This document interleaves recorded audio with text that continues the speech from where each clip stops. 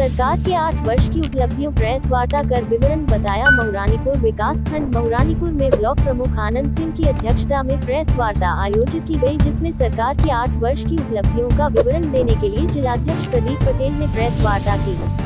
आज आपके द्वारा प्रेस वार्ता बुलाई गई है, किस उद्देश्य से प्रेस वार्ता बुलाई गई है? उद्देश्य है जो हमारे भारतीय जनता पार्टी में माननीय योगी आदित्यनाथ की जो सरकार के 8 वर्ष पूरे हुए हैं, तो इस तरह से कह सकते हैं कि हम लोग हिसाब देने आए हैं आप लोगों को कि जो हम लोगों ने काम किया है उसके बारे में आप लोगों के माध्यम से, चूँकि मीडिया एक समाज सुधार का भी एक बहुत बड़ा माध्यम होता है, तो उस माध्यम से आम जनता तक ये बात पहुँचे कि हमारी सरकार क्या काम कर रही है। क्या सरकार की क्या क्या उपलब्धियां हैं, क्या बताना चाहते हैं आप? उपलब्धियां तो एक तो सबसे पहले उपलब्धि यही है कि सबसे पहले किसी भी व्यक्ति को, समाज को, राष्ट्र को आवश्यकता होती है कि हम जो एक तरह से अंत्योदय से सर्वोदय, हमारा जो अंतिम पंक्ति में व्यक्ति जो खड़ा है उसको मुख्य धारा में जोड़ने के लिए खाना पीना, आवास और उसकी जो बेसिक आवश्यकताएं, ढांचागत आवश्यकताएं वो पूरी हों। तो सबसे पहले हमारी सरकार ने उस पर ही काम किया है और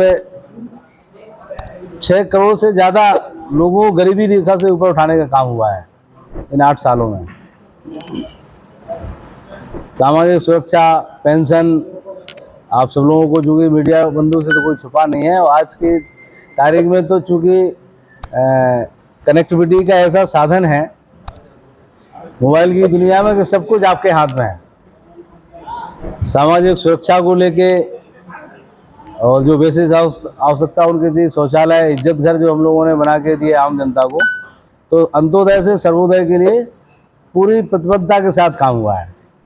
और उसमें डीबीटी के माध्यम से जो आम जनमानस को परेशानी होती थी उनके सीधे खाते में जो पैसा पहुंचा है, तो भ्रष्टाचार में भी उसमें काफ़ी हद तक रोक लगी है। योगी सरकार के 8 साल पूरे हो गए हैं, क्या क्या योजना उन्होंने गरीब जनता या किस वासियों को दी है? नहीं, गरीब जनताओं की योजना का तो सवाल दे चुके हैं। अब अगर बात कर रहे हो तो सुशासन पे करिए, इसका जो नेक्स्ट स्टेप आता है, इसके बाद दूसरी आवश्यकता है, आदमी अगर दबाव में रहता है तो उसका आनंद खत्म हो जाता है।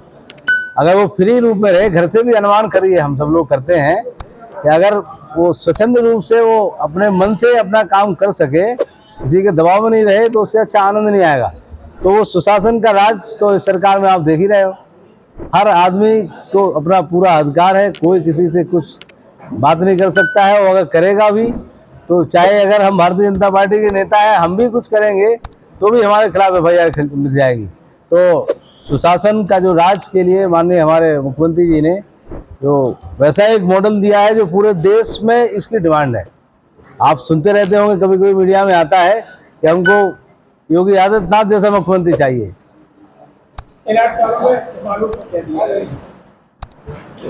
किसानों की जहाँ तक बात है तो आप देख रहे हैं, एक तो किसान सम्मान निधि और जो सरकारी योजनाओं के माध्यम से हमारी 2016-17 में लगभग 8.6 विकास दर थी खेती की।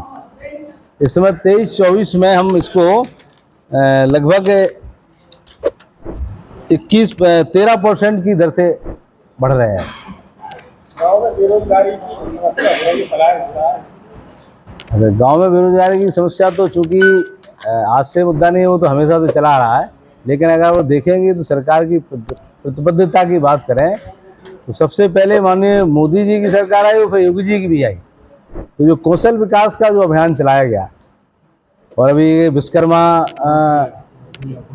हाँ पुलिस भर्ती तो वो भर्ती है तो जो सरकारी चली रही हैं, सरकारी भर्तियां तो एक प्रोसेस है, जो भी सरकार आएगी वो करेगी। पहले लिस्ट आती थी, लेकिन सरकार गाँव में मजदूर मिल नहीं रहे हैं। लेकिन जो मेन बात होती है कि एक बड़े जनसमूह के लिए क्या कर रहे हैं, तो बड़े जनसमूह के लिए जो कौशल विकास की योजना है, कौशल विकास के अंतर्गत लगभग इस साल का पूरे देश का जो बजट था वो 2 लाख करोड़ रुपए बजट दिया था सरकार ने।